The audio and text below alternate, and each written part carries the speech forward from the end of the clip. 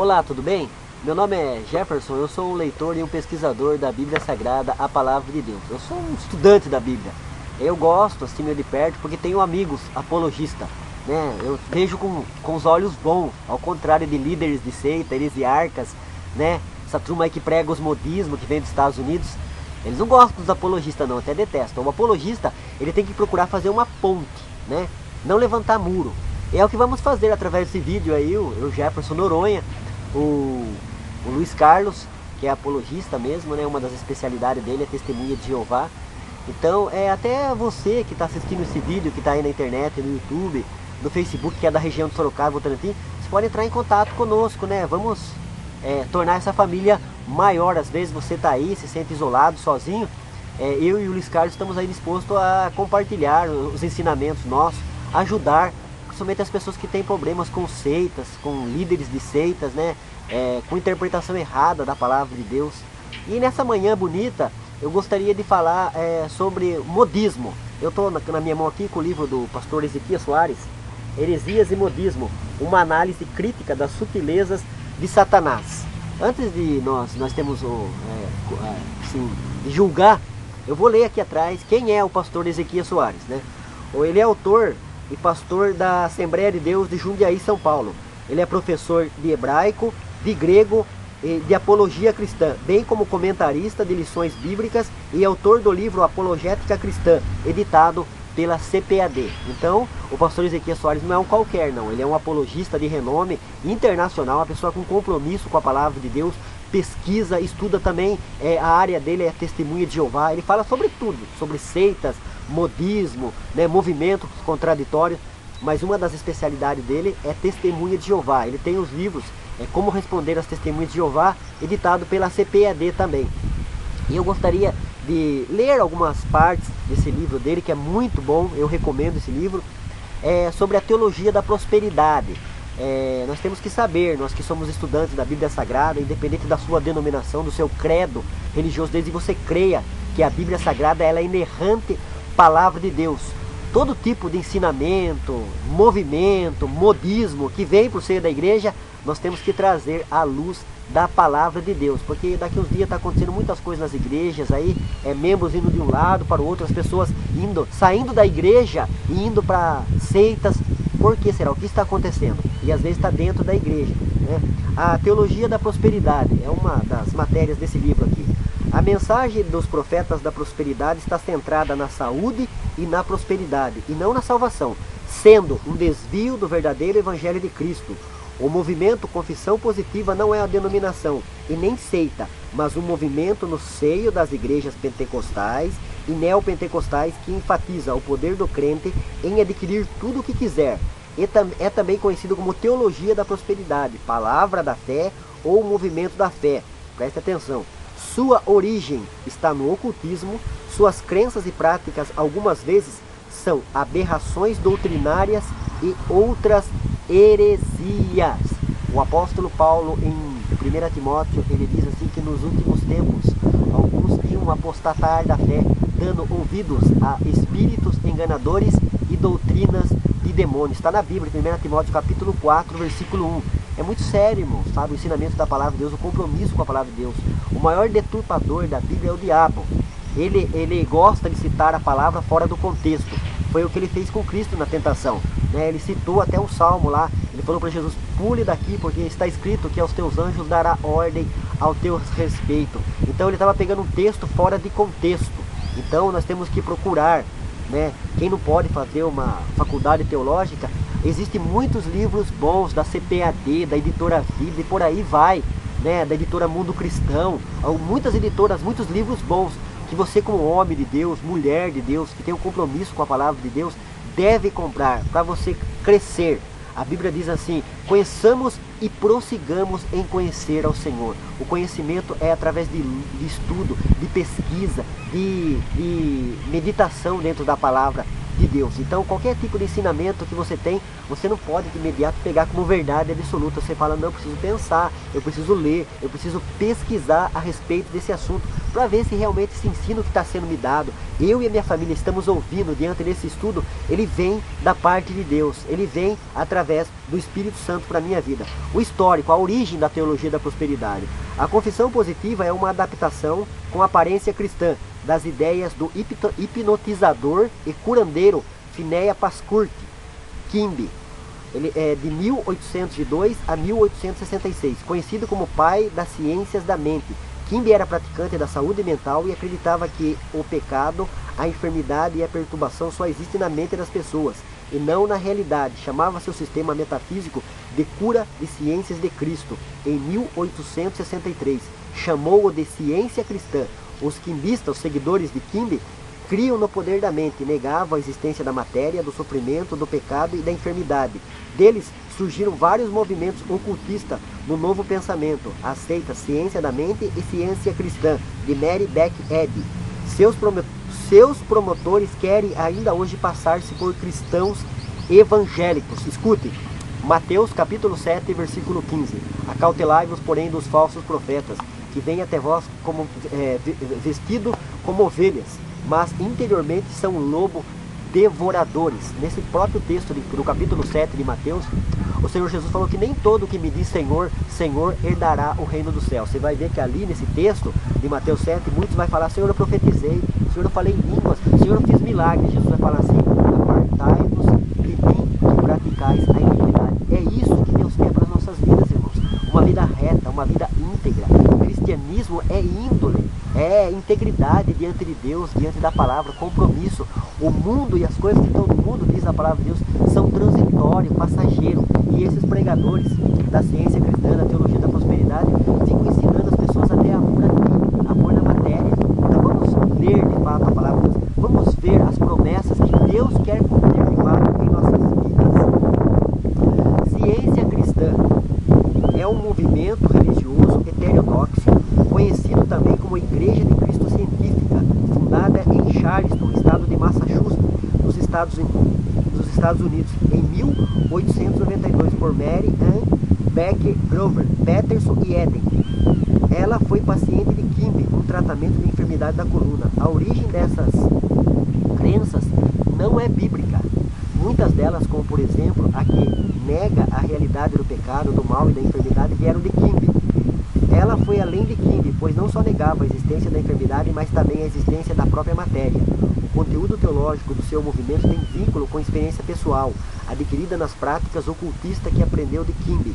Sua religião é plágio dele, mas ela e seus adeptos ainda hoje afirmam que seus princípios vieram de Deus para estabelecer o cristianismo primitivo em seu elemento de cura. A ciência cristã traz em seu bojo, em seu íntimo, as mesmas características doutrinárias dos demais movimentos religiosos heterodoxos. Sua fonte de autoridade é a própria fundadora, cuja doutrina está registrada na obra Ciência e Saúde, com a chave das Escrituras, publicada em 1875. Nega os pontos principais da fé cristã.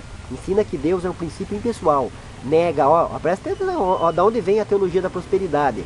Nega a trindade, a divindade de Jesus, sua morte e ressurreição. O problema começa logo pelo nome do movimento. No ano de 1866, descobri a ciência de Cristo, ou as leis divinas da vida, da verdade e do amor, e dei a minha descoberta o nome de ciência, cristianismo e ciência. Agora eu quero falar o assunto que eu queria, desde o começo aqui que eu falei, sobre um pastor muito conhecido nos Estados Unidos, famoso nos Estados Unidos e famoso no Brasil. É o pastor Kenneth Hagin. Ele é um dos pais, dos propagadores da teologia da prosperidade nos Estados Unidos e que invadiu as igrejas brasileiras. E muitas pessoas têm comprado o livro, principalmente o livro Nome de Jesus. Se você não acreditar na minha palavra, você deve acessar a internet, o YouTube, e colocar lá Pastor Ciro Zibordi, é um pastor da Assembleia de Deus também, do Ministério do Belém. Ele tem um material muito bom, refutando todos os livros e também os ensinos de Kenneth Hagin. Kenneth Hagin invadiu o Brasil, né? Esse negócio de palavra rema, teologia da prosperidade, infelizmente nas igrejas neopentecostais está conhecidíssimo. Você sabe quem é Kenneth Hagin? Você sabe os tipos de ensino, da onde se originou a fonte que trouxe para ele trazer os ensinamentos através de seu livro? O livro do pastor Ezequias Soares, Heresias e Modismo, pode responder para você. Então eu gostaria de ler aqui sobre Kenneth Hagin um pouco e estarei finalizando essa parte. Kenneth Hagin é conhecido como mestre prolixo, autor e advogado da mensagem da palavra da fé. Nasceu prematuramente em 1917 com problema de coração e ficou inválido durante 15 anos. Ele converteu-se ao Evangelho em 22 de abril de 1933. No ano seguinte, o Senhor Jesus o curou. Ele recebeu o batismo no Espírito Santo em 1937, no ano em que ele tornou-se ministro pentecostal. Depois pastoreou 6 igrejas no estado do Texas. Kenneth Hagin foi o principal expositor das ideias de Kenyon. Hagin estudava os ensinamentos de Kenyon e começou a divulgá-lo em seus próprios livros, cassetes e seminários. Dava muita ênfase à palavra fé, a confessar por fé e à realização atual das certas promessas bíblicas sobre a saúde e a prosperidade. Em 1974, fundou o Centro Rema de Adestramento Bíblico, em Oklahoma. Em 1988, mais de 10 mil, olha aqui a propagação, mais de 10 mil estudantes já haviam se formado na escola. Muitos pastores e movimentos foram influenciados por Kenneth Hagin. Eu vou falar, eu não tenho compromisso com a palavra de Deus. A Graça Editora da Igreja Internacional da Graça de Deus, ela que edita. O missionário R.R. Soares é um dos propagadores de Kenneth Hagin no Brasil. Então isso eu tenho que falar, eu tenho compromisso com Deus, eu não tenho medo do que eu falo, eu tenho responsabilidade diante da palavra de Deus. Fontes de autoridade, revelação ou inspiração de seus líderes. Hagin faz diferença entre as palavras gregas rema, palavra, coisa, e logos, palavra, discurso, razão e pregação. Logos. Ainda hoje os seguidores da confissão positiva afirmam ser logos a palavra de Deus escrita, a Bíblia, e rema a palavra falada por Deus em revelação ou inspiração a uma pessoa em qualquer época. Desse modo, o crente pode repetir com fé qualquer promessa bíblica, aplicando a sua necessidade pessoal e exigir o seu cumprimento. Eu exigir que Deus faça cair maná do céu aqui agora, né? É o que a ideia que ele está dando aqui. Eu vou exigir que eu estou diante do Rio Sorocaba, eu quero que o Rio Sorocaba se abra. É a maneira que está ensinando aqui a confissão positiva.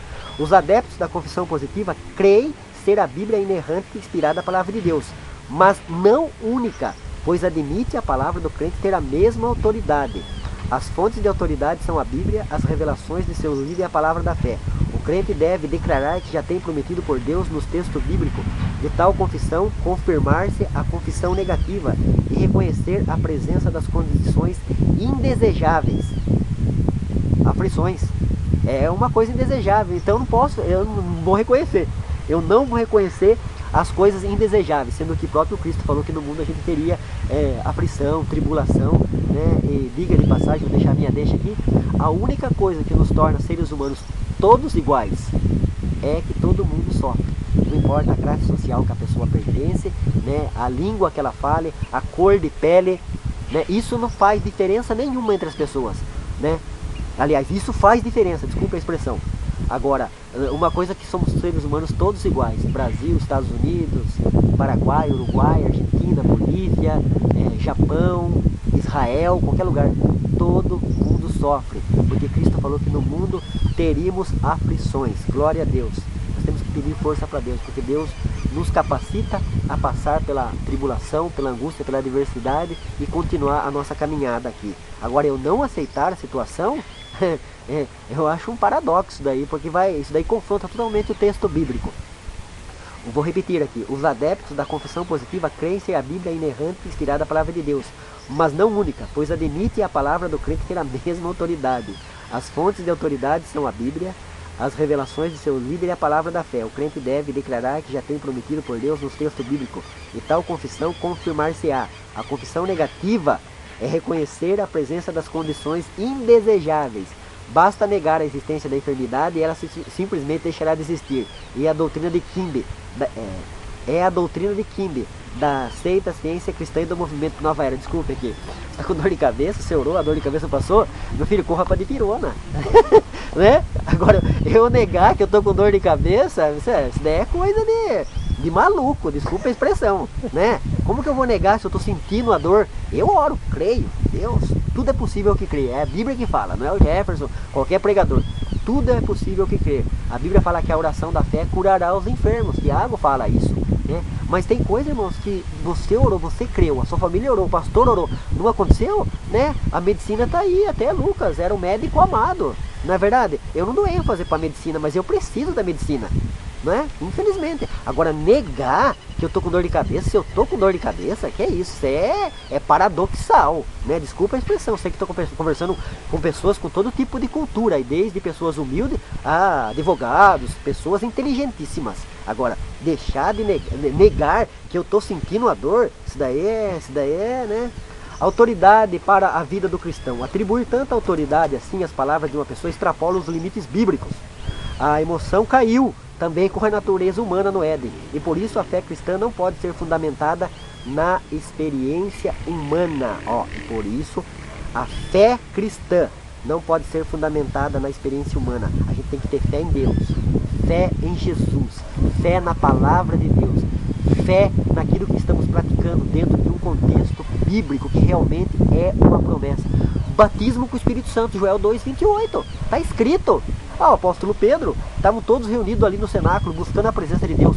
Jesus subiu assunto aos céus.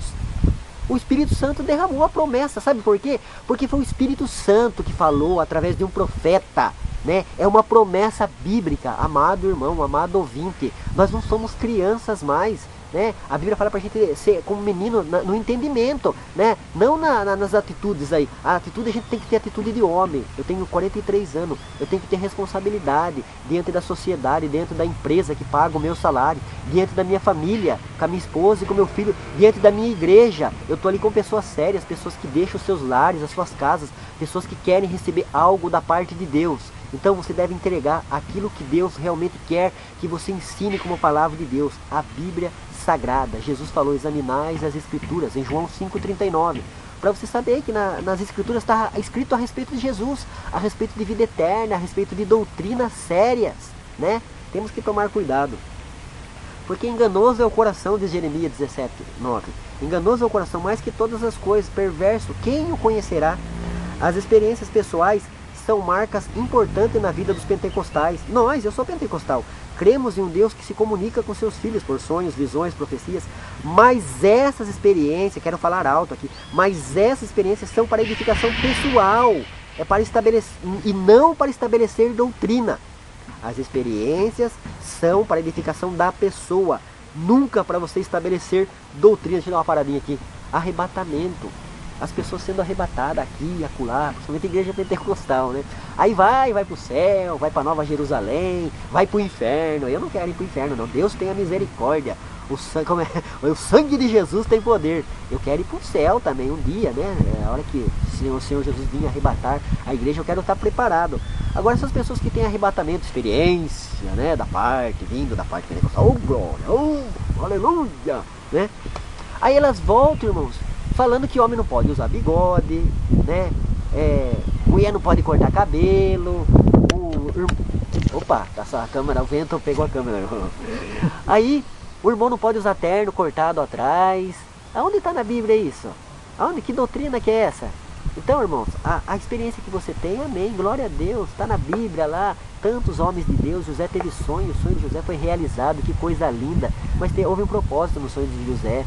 As experiência sobrenatural que a gente tem mesmo, já tive batismo com o Espírito Santo e tantas outras, né? Mas é para minha edificação, nunca para mim chegar diante da igreja e estabelecer uma doutrina.